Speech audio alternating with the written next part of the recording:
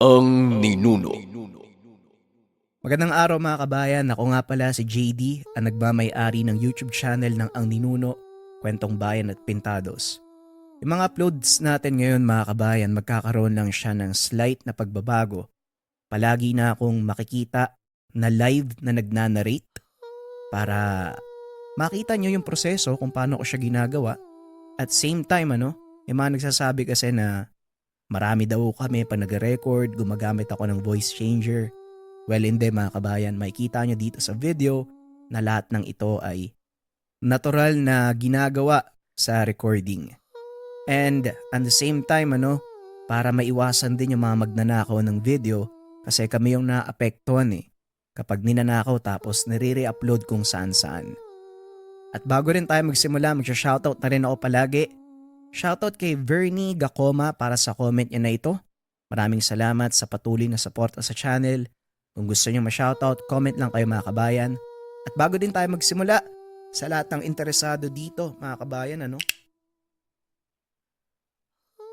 dito sa medalyon na gabay, ito yung lagi kong pinapakita. Meron tong simbolo, baliktaran yan mga kabayan.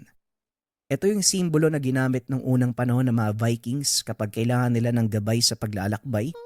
At ngayon naman sa kasalukuyan pwede natin tong gamitin bilang gabay sa pang-araw-araw na desisyon sa buhay.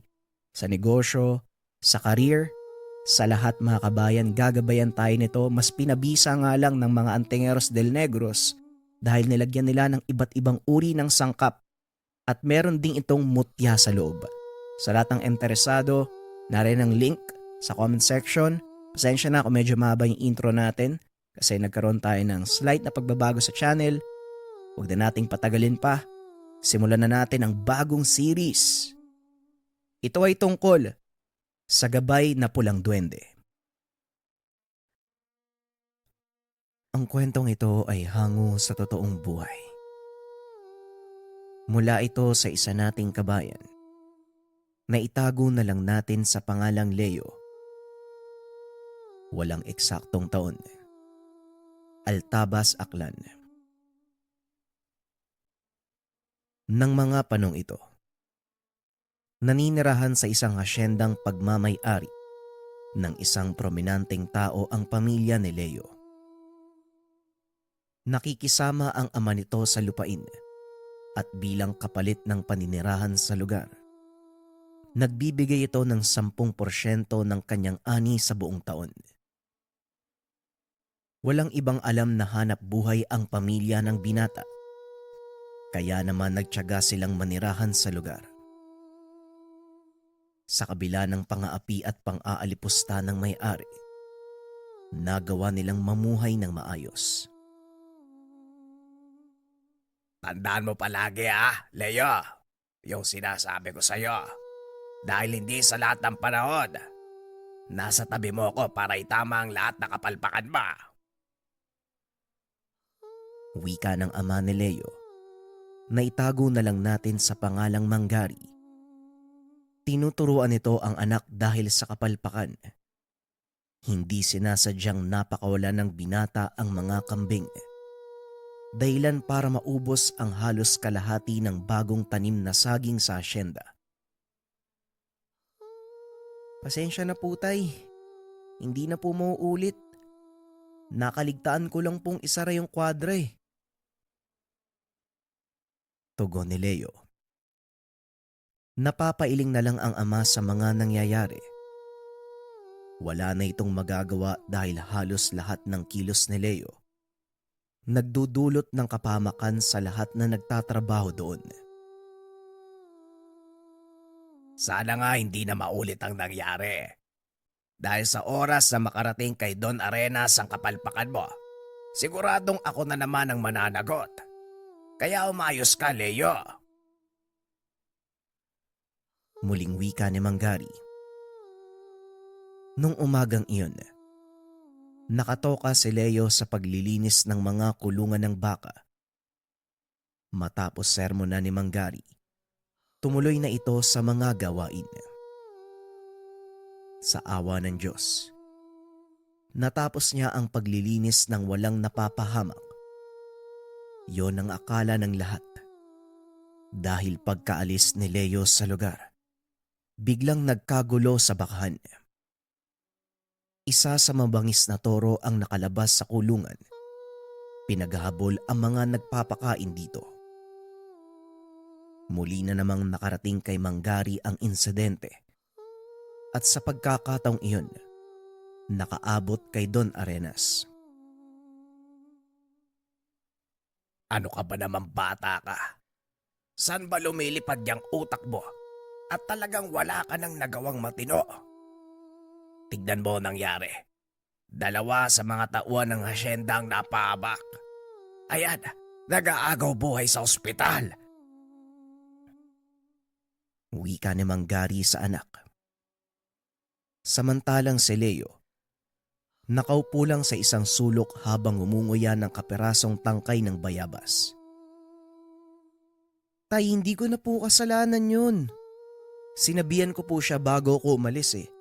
Maluwag yung kandado ng kwarda ng toro. Pero hindi siya nakinig eh. Kaya yun, nakawala.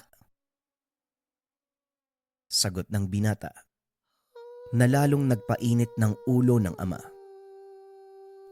Yun na nga eh. Alam mo namang maluwag. Bakit hindi mo pa inayos? Alam mo Leo, mabuti pang umalis ka sa harapan ko. Baka kung ano pa yung magawa ko sa iyong bata ka. Wika ni Manggari. Dali-dali namang umalis ang binata. Habang nakangisi, lingid sa kalma ng ama, na sinadya ni Leo na pakawala ng toro dahil naiinis ito sa tagapakain. Buti nga sa'yo, baliw ka eh. Hindi ka marunong magligpit ng mga gamit mo pagkatapos mong pakainin ng mga baka. Wika ng binata sa sarili. At habang naglalakad palabas ng kwadra, ilang sandali pa ay nakasalubong nito ang sasakyan ng may-ari.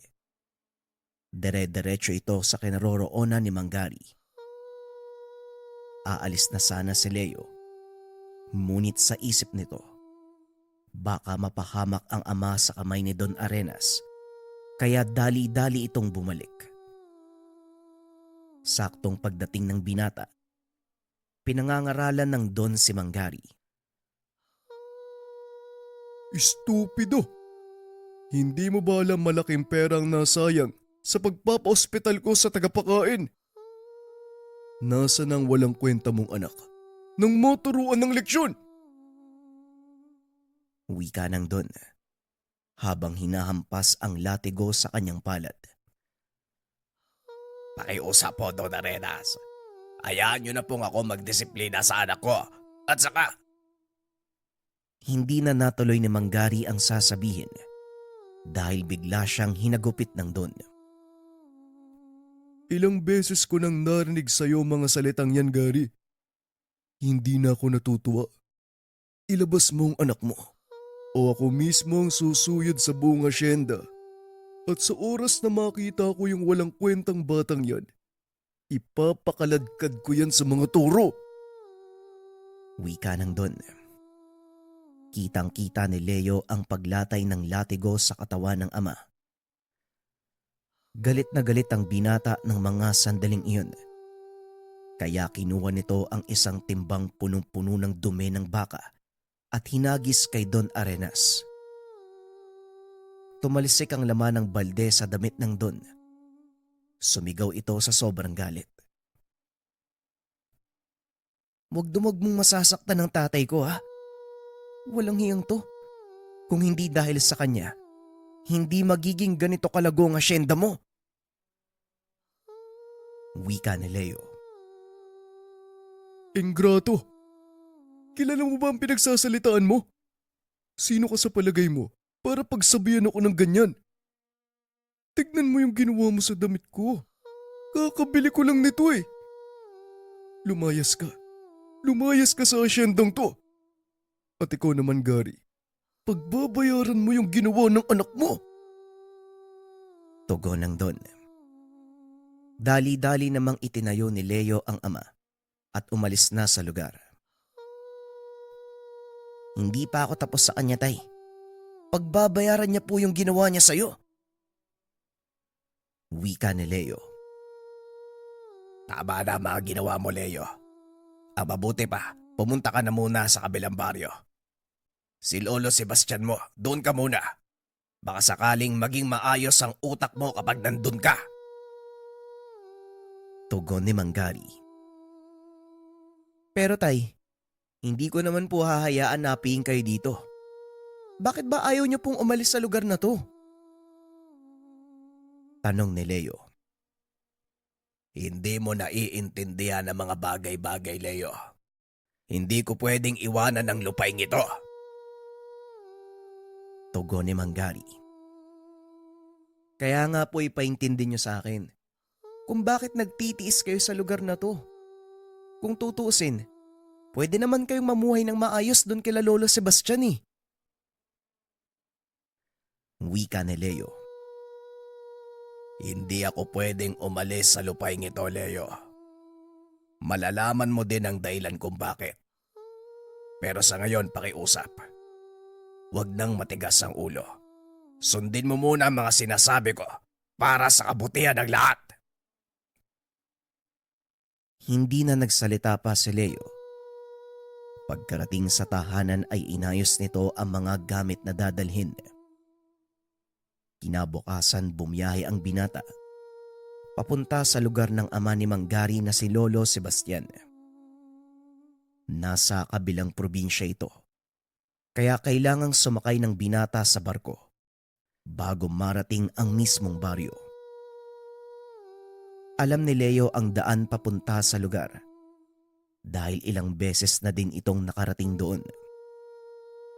Pagkarating sa tahanan ni Lolo Sebastian, nakita ng binatang napakaraming tao. Hindi na nanibago si Leo dahil alam niyang manggagamot si Lolo Sebastian. Oh! Ay nako. Huhulaan ko, Leo. May ginawa ka na namang kalokohan sa asyenda, no? Wika ni Lolo Sebastian. Ay nako, gaya pa din ng dati, Lolo. Kayo po, kumusta naman po kayo dito? Tanong ni Leo. Ako'y maayos naman. Pakiabot mo nga sa akin yung plagha ng may tubig at kandila. Napangiti na lang si Leo dahil gaya ng dati. Pilit pa rin siyang tinuturuan ng matanda sa larangan ng panggagamot. Inantay ng binatang matapos ang gamutan nung araw na yun at saka kinausap ang matanda. Lo, bakit ayaw umalis ni tatay sa asyenda? Matagal ko nang tinatanong sa kanya kung ano yung dahilan eh. Pero hindi niya naman ako sinasagot. Tanong ni Leo. Matindi ang dahilan ng iyong ama kung bakit ayaw niyang iwanan ng lupaing iyon. Sayang at wala ng nanay mo. Siya ang mas nakakaalam ng lahat, Leo eh. Pero sa ngayon, ipanatag mo muna ang isipan mo para makapag-isip ka kung paanong matutuwid ang buhay mo. Tugon ni Lolo Sebastian. Lolo naman eh, pati ba naman kayo ganyan yung sasabihin sa akin? Sige. Maganda ka na ng makakain natin. Palubog na ang araw. Kinabukasan maagang ginising ng matanda si Leo. Nagpasama ito sa kagubatan upang manguha ng panggatong. Ikaw ang mag-ipon ng mga tuyong kahoy. Dito lang ako sa kabilang banda, mangunguha ng mga halamang gamot. Wika ng matanda. Nagsimulang mamulot ng tuyong kahoy si Leo hanggang sa mapunta ito sa lugar na napakadaming kawayan. Medyo marami na rin ang naipong kahoy ng binata. Kaya nagpasya na itong bumalik sa kinaroroonan ni Lolo Sebastian. Akmang aalis na sana ito nang biglang makarinig ng boses na tila humihingi ng tulong. Hoy! Mababang tao! Tulungan mo nga akong makalis dito! Dalian mo! Wika ng boses. Hinahanap ni Leo ang pinanggagalingan nito. Ngunit wala siyang makitang tao. Nasaan ka ba? Magpakita ka nga! Tanong ni Leo habang patuloy na hinahanap ang pinanggalingan ng tinig. Nandito ako sa puno ng kawayan. Tulungan mo akong makalis sa mga tinik. Bilisan mo! Muling wika ng boses. Hinanap ni Leo ang nilalang. Hanggang sa namataan nito, gumagalaw ang tinik ng kawayan. Nanlaki mata ng binata nang makita ang maliit na tao. Nakasabit sa tinik ng kawayan. Hindi makalapat ang paa nito sa lupa. May ilang matutulis na tinik ang nakatusok sa katawan nito. Ngunit salip na maawa, tila nainis pa si Leo. Oh! Ano pang tinitingin-tingin mo?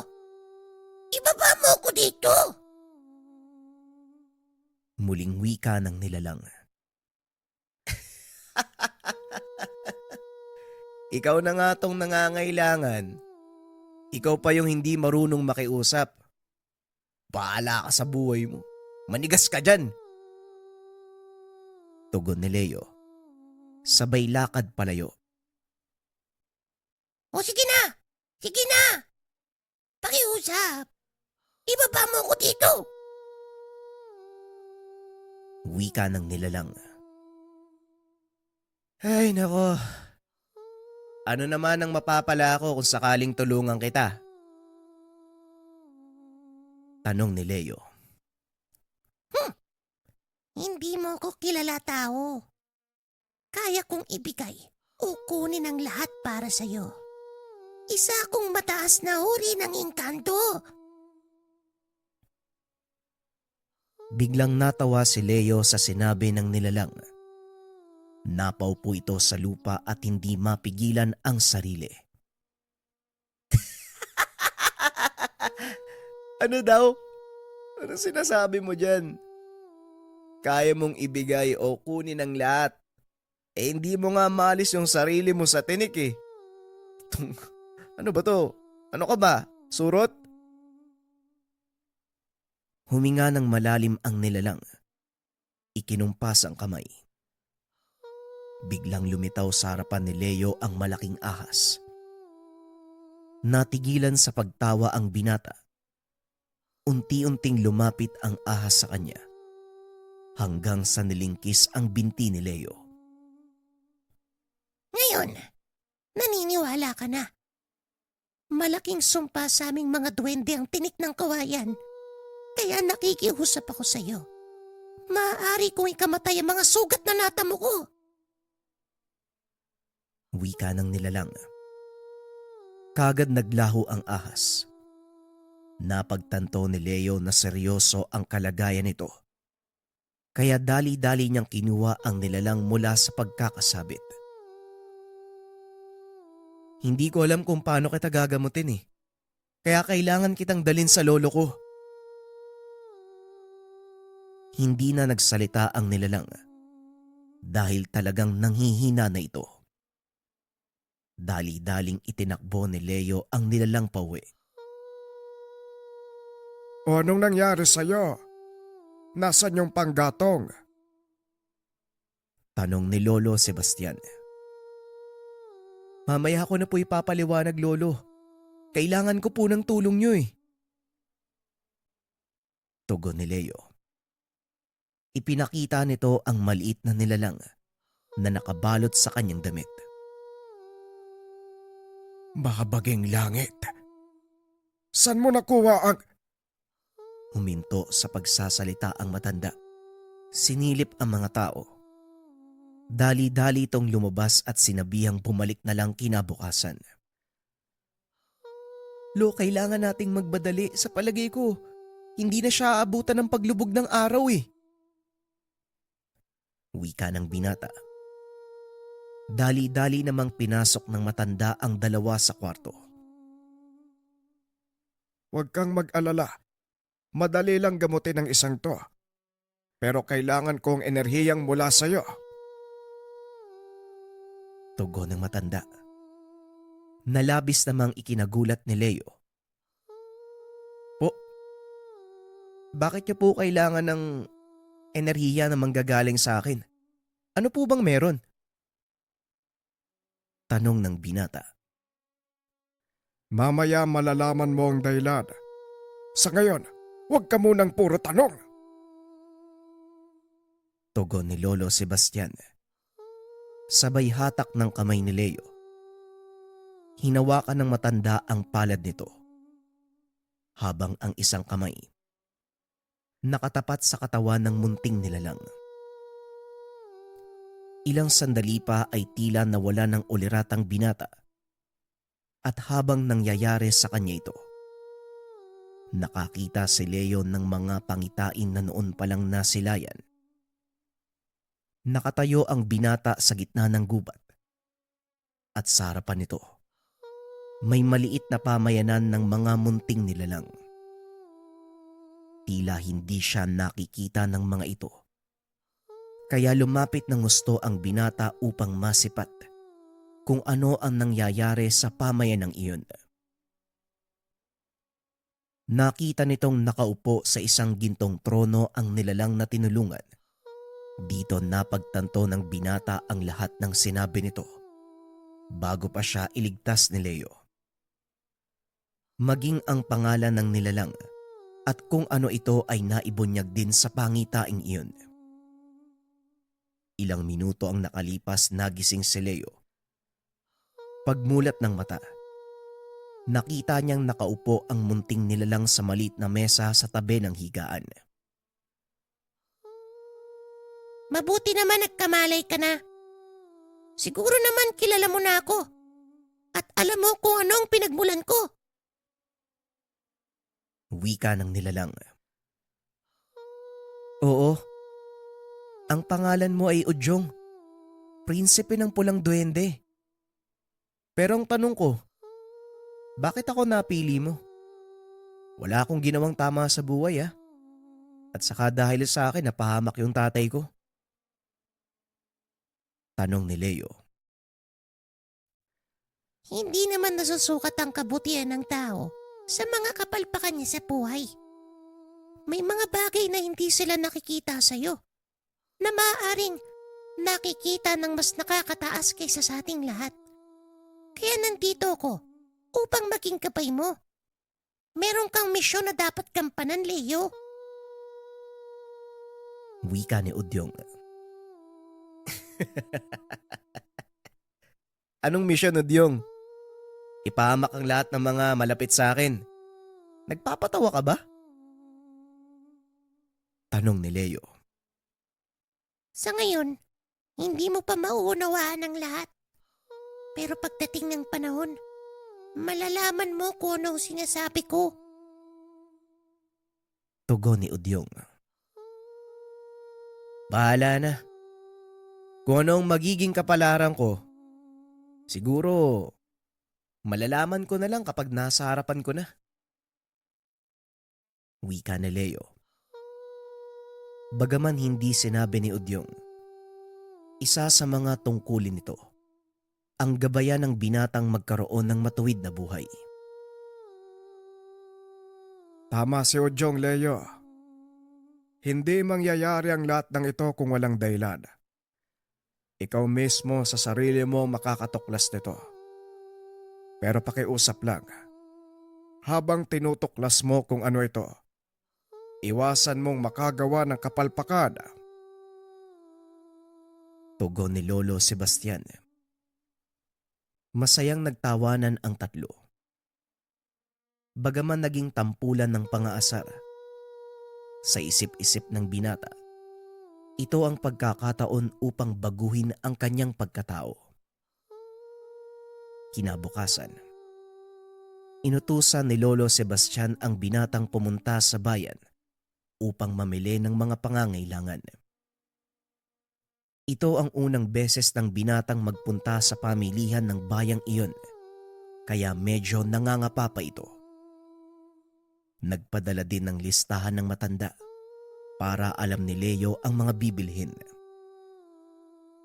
Habang nag-iikot, hindi namamalaya ng binatang pinagtitinginan sila ng mga tao. Bakit parang iba yung pakiramdam ko? Parang may mga nakatitig sa akin. Parang may mga sumusunod. Wika ni Leo. Pinagtitinginan nga tayo ng mga tao. Kaya huwag kang magpapalata. Tugon ni Udyong. Nagpatuloy sa paglalakad ang binata. Kagaya ng payo ng gabay, hindi nito pinansin ang mga nakatitig sa kanila. Sa isip ng binata, nanibago lang ang mga ito sa kanya. Nang matapos silang mamili, nagpasya ang binatang maupo sandali sa plaza upang magpahinga bago tumuloy sa pag-uwi. Malapit lang naman ang bayan, kaya hindi ito nag-alangang abuti ng dilim sa daan. Ngunit habang nagpapahinga, may nakita itong lalaking nakasuot ng sombrero. Nakatitig ito sa kanya habang naglalakad. Bakit parang ang sama ng tingin ng lalaking yun sa akin? Wala naman akong ginagawa sa kanya. Wika ni Leo. Hindi nagsasalita si Udyong dahil pinapakiramdaman nito ang kilos ng lalaki. Ngunit ilang sandali lang ay umalis na ito. Ang mabuti pa, umalis na tayo dito. Baka nag-aalala yung matanda sa bahay niyo. Wika ni Udyong. Habang nasa daan, muling nakita ng binata ang lalaki. Sa pagkakataong iyon, nakaharang na ito sa daan. Mag-iingat ka. Hindi pangkaraniwan ang isang yan.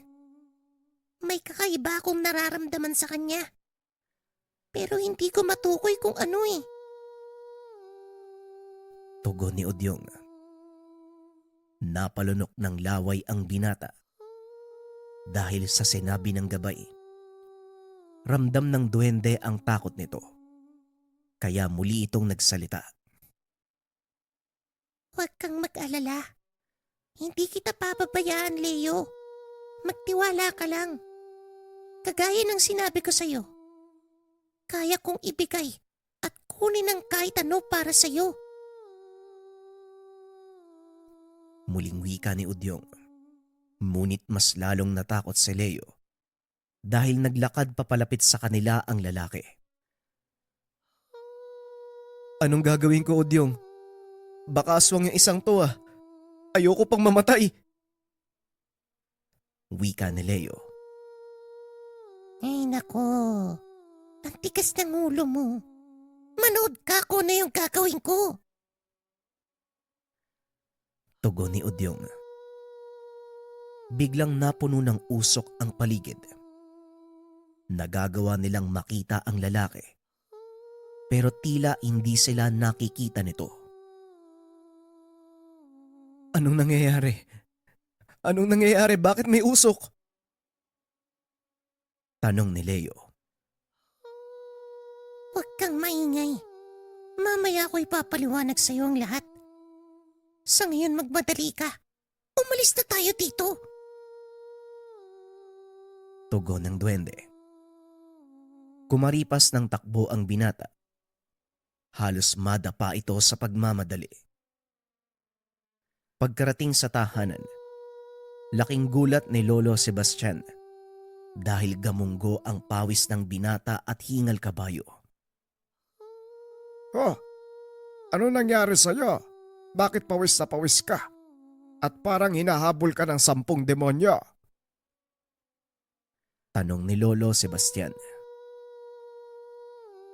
Parang ganun na nga po, Lo. May humarang na lalaki sa amin eh.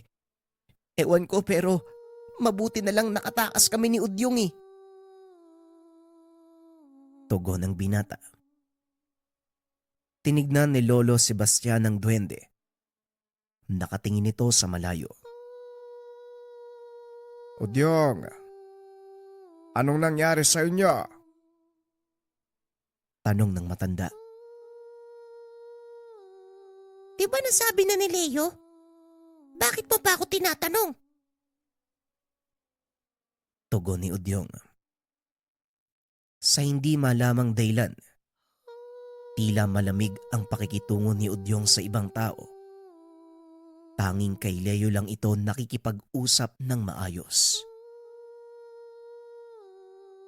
Tama nga ang sinabi ng mga ninuno ko noon. Kailanman hindi makikipag-usap ng maayos ang mga gabay na duwende, lalo na kapag sa ibang tao. Wika ni Lolo Sebastian. Huy, ano ka ba naman, Udyong? Bakit ganyan ka makipag-usap kay Lolo? Nakalimutan mo ba? Siya yung nagligtas ng buhay mo ah. Tanong ni Leo. Ginawa niya lang ang papel niya sa misyon mo. Kaya wala akong dapat ipagpasalamat sa kanya. Ikaw lang ang dahilan kung bakit ako nandito. Tugon ng duwende. Na sinang-ayun na naman ni Lolo Sebastian. Tama siya, Leo. Wala siyang dapat ipagpasalamat. Nauunawaan ko ang kilos ng iyong gabay. At sa palagay ko, kailangan mo nang harapin ang nakatadhana sa iyo. Sisimulan mo ang iyong pagsasanay sa lihim na karunungan sa lalong madaling panahon. Wika ni Lolo Sebastian. Lolo, alam mo naman na kailanman hindi ko ginustong maging manggagamot, di ba? Bakit kailangan ko pang pag-aralan ng mga nalalaman mo? Ayoko nga po eh. Tugon ni Leo. Hindi lang sa panggagamot ang gamit ng lihim na karunungan, Leo. Kailangan mo ito para may pagtanggol ang iyong sarili. Lalo ngayon, marami ang maghahangad. Napahinto sa pagsasalita ang matanda dahil nakatitig sa kanya si Udyong. Nagahangad na ano lo? Pabitin ka naman eh. Sa palagay ko, si Udyong na ang makakapagsabi sa iyo ng dahilan. Sige na, kumain ka na at magpahinga. Matapos ang pag-uusap ng maglolo, pinili ni Leo ang maupo sandali sa bakuran. Kinausap nito si Udyong.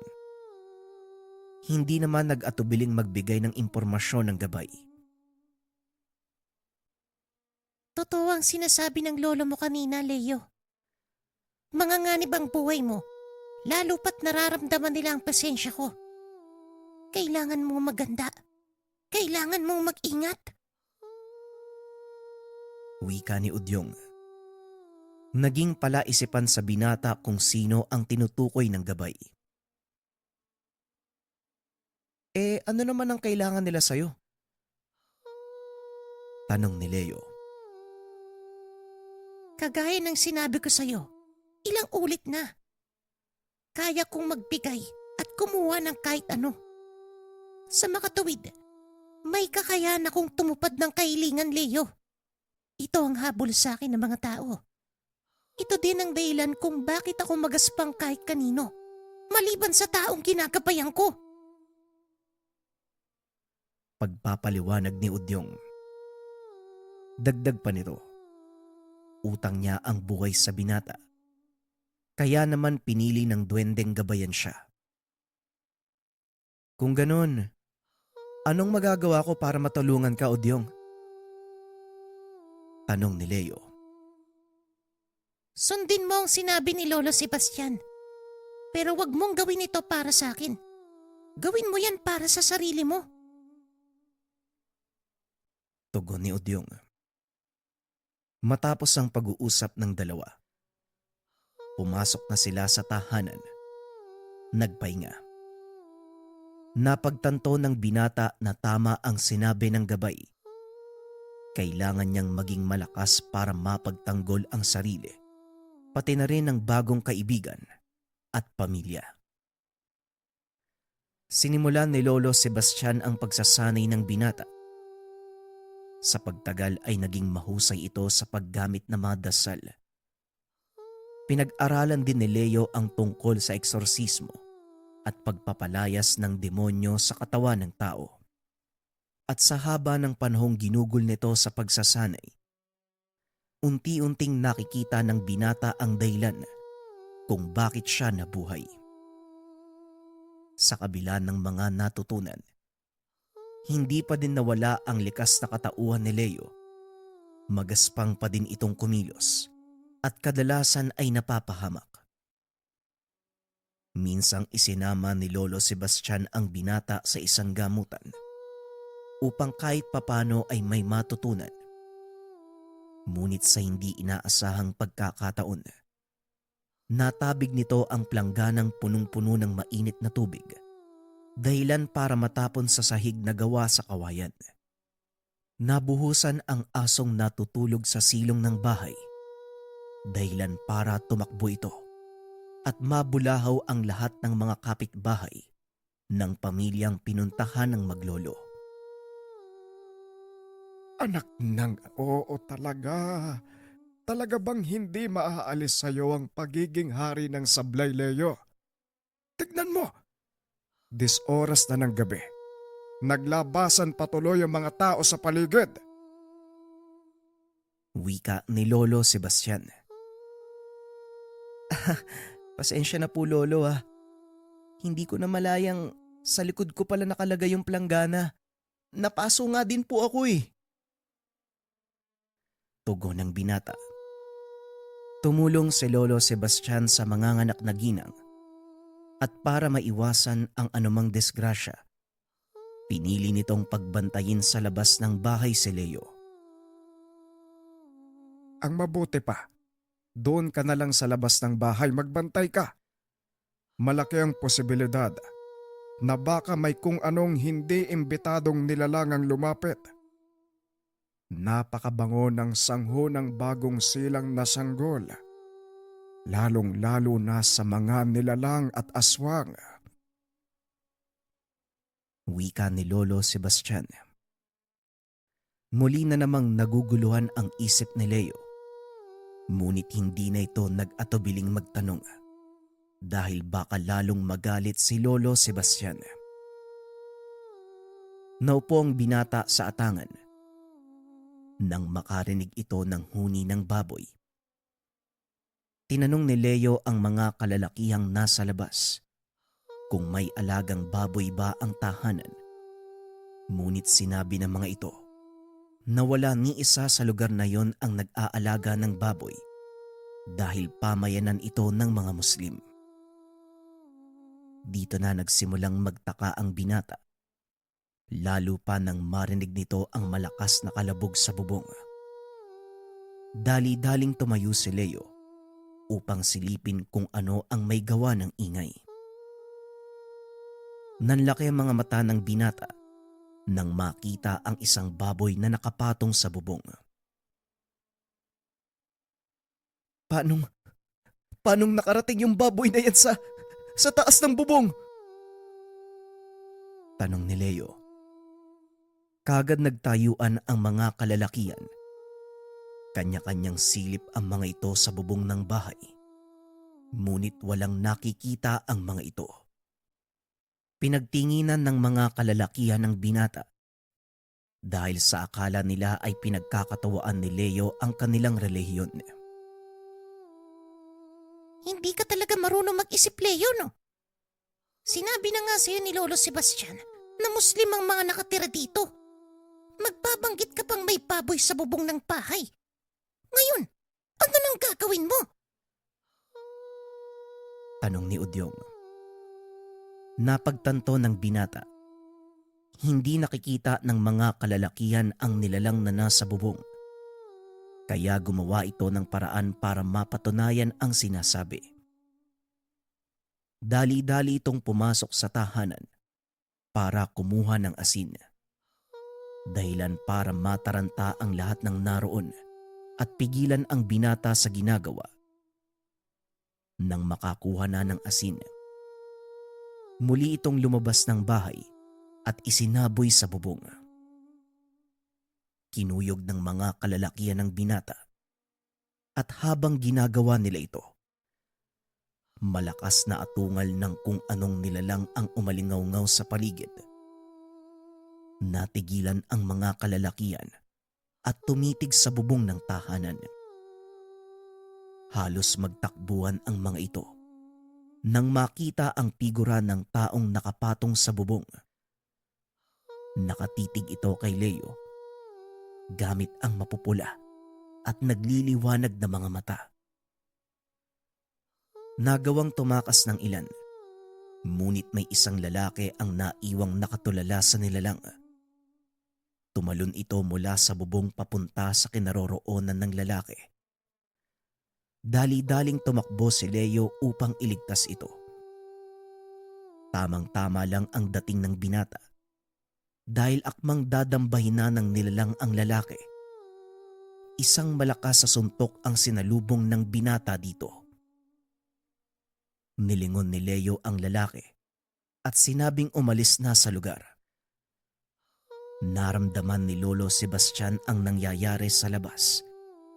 Kaya naman dali-dali nitong sinara ang pintuan at mga bintana ng tahanan. Magaling, Leo. Talagang ang malaki na ang pinagbago mo. Ngayon maganda ka na. Dahil ikaw ang pagbabalingan ng pansin ng aswang na yan. Nanlaki ang mga mata ng binata dahil wala itong ideya na ang nilalang na makakaharap ay isang aswang. Anong sinasabi mo, Odyong? Anong aswang? Paano ko tatalunin yan? Hindi nga! Hindi na naituloy ng binata ang sasabihin dahil nakita nitong papasugod na ang nilalang sa kanya. Tumakbo ang binata palayo habang nag-iisip kung ano ang gagawin. Hanggang sa makita nito ang bagakay na nakasandal sa bakod. Matutulis ang dulo ng mga ito at pwedeng gawing sibat. Dinampot ng binata ang isa at itinutok sa papasugod na nilalang. Dahil sa bilis ng takbo nito, hindi na nagawang pigilan ang sarili. Tumusok ang bagakay sa tiyan, dahilan para maitulak si Leo pasandal sa bakod. Takot na takot ang binata. Ngunit napansin itong hindi magawang alisin ng nilalang ang nakatarak na bagakay sa kanyang katawan. Dito na nakaisip ng paraan ng binata. Hinawakan ito ng maigpit ang bagakay at tinulak upang matumba ang kalaban. Ibinaon sa lupa ang nakausling bahagi ng sibat sa likod ng aswang.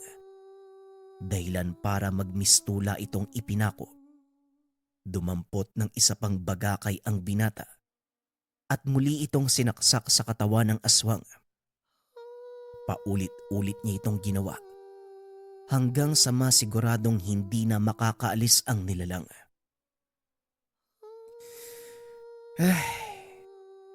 Siguro naman, hindi ka na makakagalaw sa lagay mo na yan. Antayin mo na lang ang pagsikat ng araw para makita ng lahat kung sino ka. Wika ng binata habang pilit na hinahabol ang hininga. Magaling, Leo. Hindi na masama. Nagawa mong talunin ang pinakauna mong kalaban. Pero tandaan mo, isa lang yan sa mga makakaengkwentro mo. Wika ni Udyong. Alam ko, Udyong. Pero sigurado din akong nandyan ka para hindi ako pabayaan. Kaya kampante akong mahaharap ko yung mga susunod kong kalaban. Halika na. Mukhang tapos na din si Lolo sa ginagawa niya eh. Pagpasok ng binata sa tahanan, Nakaupo na si Lolo Sebastian sa sulok habang kalong-kalong ang isang sanggol. Tumayo ang matanda at inabot ito sa isang lalaki. Malusog na batang lalaki. Ito ang panganay niyo. Binabati kita. Wika ng matanda. Salamat sa inyo, Manong Sebastian. Talagang maaasahan ka sa ganitong sitwasyon. Nga po pala, sino yung kasama mong nakipaglaban sa aswang kanina? Tugon ng inam. Napatingin ng matanda kay Leo na nooy nakapamewang sa tapat ng pintuan, dahilan para maharangan kung sino mang papasok sa tahanan. Talaga nga naman wala kang asa, Leo, no? Ano ba sa tingin mo ang ginagawa mo? Nakapamewang ka pa dyan sa pintuan. Paanong makakapasok ang bisita ng inam? Paumanin, inam, ha? Siya ang aking apo. Si Leo. Pasensya ka na, mabait na tao yan, pero talagang hari ng sablay eh. Wika ng binata habang hinahatak palayo sa pintuan ang binata. Mahusay ang ginawa mong pakikipaglaban sa mga aswang, iho. Pero paano mo nalaman na may aswang sa bubong? Tanong ng inam sa binata. Walang anuman po, inam. Hindi na po mahalaga kung paano ko nalaman, ang importante po. Wala pong napahamak o nasaktan. Yun na lang po yung isipin natin. Tugon ng binata habang iniikot ang tingin sa loob ng tahanan. Napakamot na lang ito ng ulo dahil parang dinaanan ng bagyo ang lugar. Bunga ito ng pagmamadali niyang pumasok upang kumuha ng asin. Napansin naman ito ni inam. Kagad na natawa sa reaksyon ni Leo. Huwag mo nang alalahanin yung mga nakakalat. Ang mga kasambahay ko na ang balang mag-ayos niyan. Maiwan ko muna kayo, ha. Papasikat na ang araw eh. Oras na ng pagsamba. Marami akong dapat ipagpasalamat kay Allah. Wika ng inam. Matapos ang pag-uusap ay nagpaalam na din ang maglolo. At sa kauna-unahang pagkakataon, walang narinig na pangaral ang binata mula sa kanyang lolo Sebastian. Lo, naninibago ako sa iyo, ha. Bakit mukhang wala kayong sinasabi tungkol sa nangyari sa bahay nun? Ayos, ha. Magaling ba yung ginawa ko? Tanong ni Leo. Alin doon? Yung pagpatay mo sa aswang?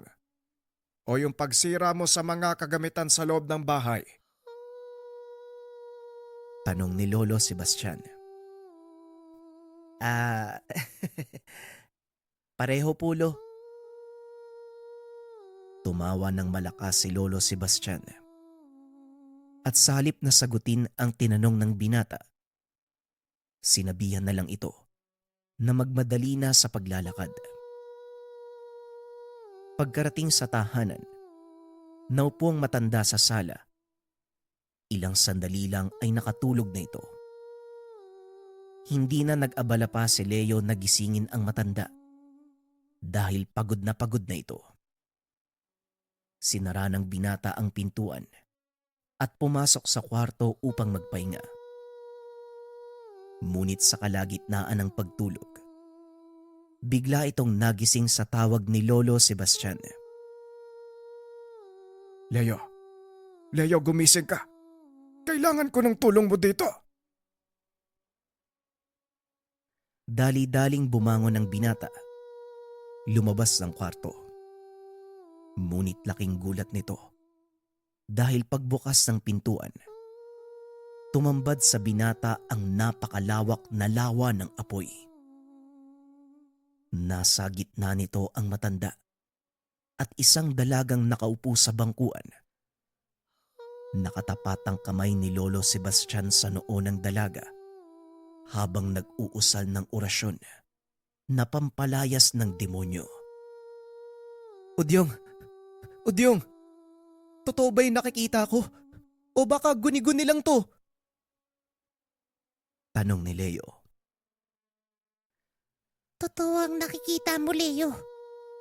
Ang nararamdaman mong init, enerhiyang nagmumula sa demonyong nasa katawan ng babaeng pasyente ni Sebastian. Magmadali ka. Dahil maaaring hindi kayanin ng lolo mo ang nilalang na nasa katawan ng pasyente. Dalian mo!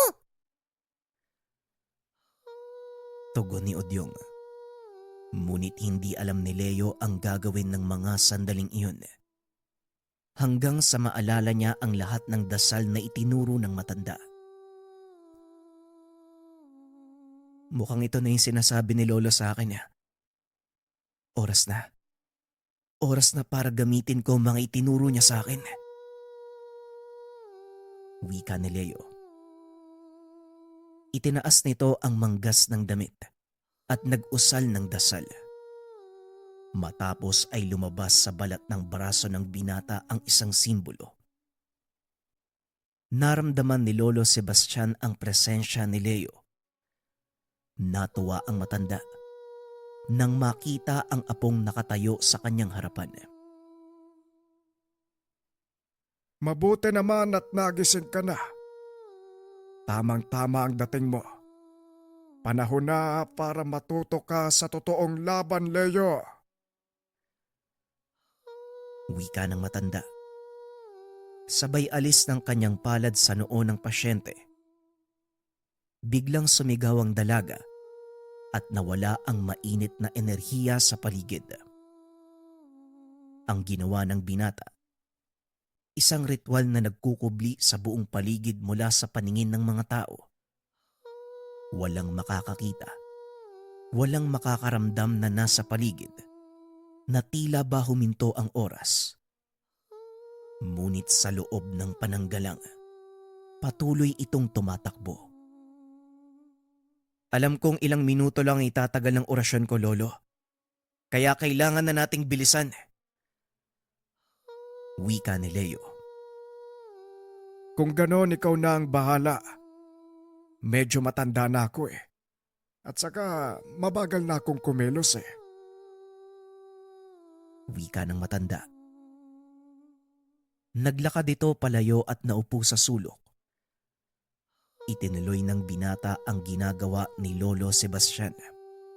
At sa tulong ni Udyong, nagawa nilang palabasin ang nilalang na sumapi sa katawan ng pasyente.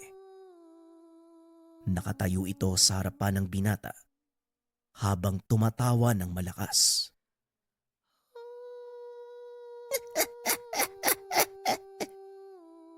Tignan mo nga naman. Isang baguhang albularyo at isang prinsipe ng mga duwende. Ano sa palagay mo ang mangyayari? Tanong ng demonyo habang naglalakad paikot kay Leo. Isa lang ang alam kong mangyayari sa ngayon. Ibabalik kita sa impyerno. Hindi ka nababagay sa mundong ito. Tugon ni Leo.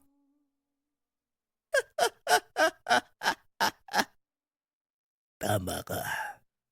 Hindi ako nababagay sa mundong ito. Kagaya ng munti mong kaibigan. Huwag kang magmalinis, binata. Hindi natatabunan ng mga dasal na inuusal mo ang katotohanang nakikipagtulungan ka sa isang pinanubol. Wika ng demonyo habang nakaturo ang daliri kay Udyong.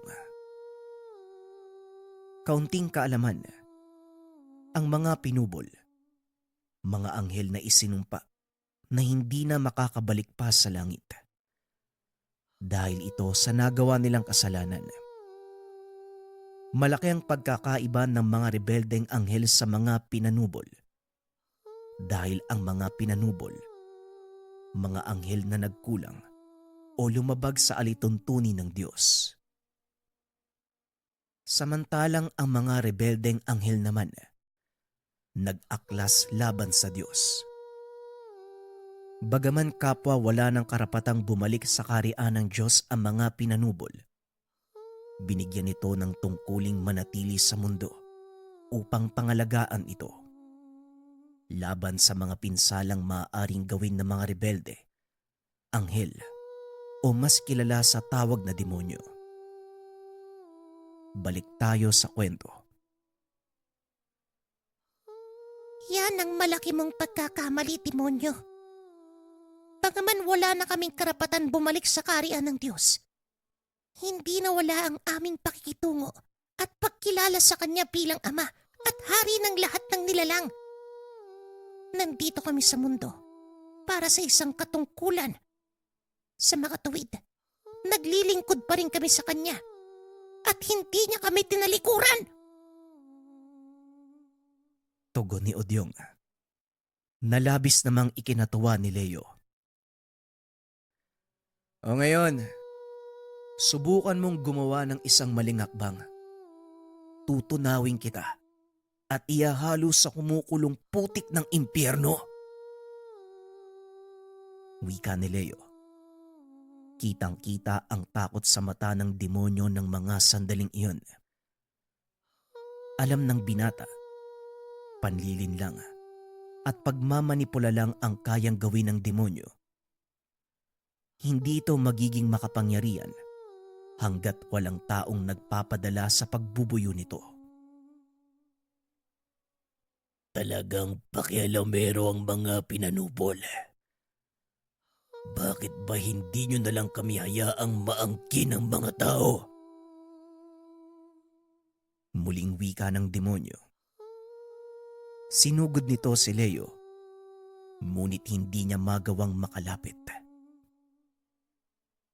Hindi mo ako magagawang galawin dahil sa proteksyon ng Diyos Ama.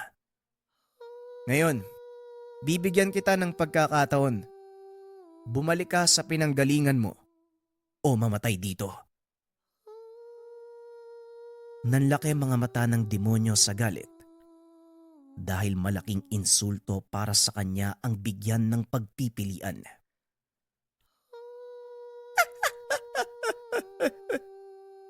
Ang lakas ng loob mong bigyan ako ng pagpipilian. Isa ka lang mababang mortal. Wika ng demonyo. Sa palagay ko, kailangan mo na siyang pakitaan ng kaunting gilas, Leo. Udyok ng gabay na duwende. Kagad nag-ihip ng dasalang binata sa palad. Inilahad ito sa harapan ng demonyo. Biglang umihip ang malakas na hangin na may kasamang apoy. Napasigaw ang demonyo at nasunog ang pakpak at sungay nito. Mukhang hindi nararapat sa iyo ang pribilehiyong makabalik sa impyerno. Kaya manatili ka sa mundo ng mga buhay at mamuhay bilang tao. Wika ni Leo. Napatayo si Lolo Sebastian. Nagulat ito sa pinakita ng apo.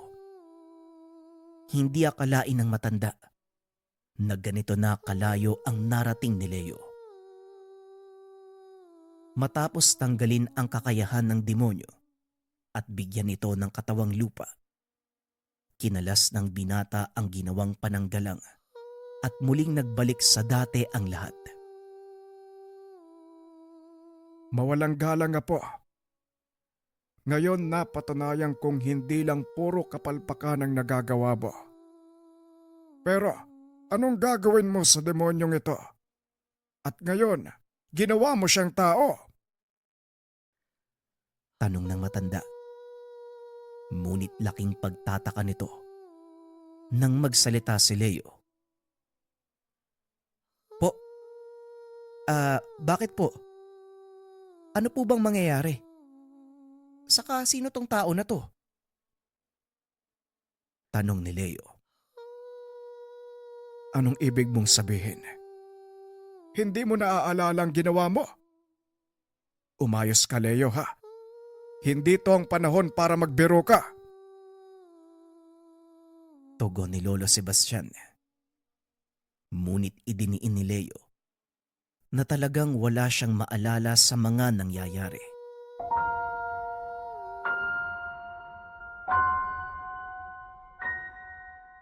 Ang Ninuno.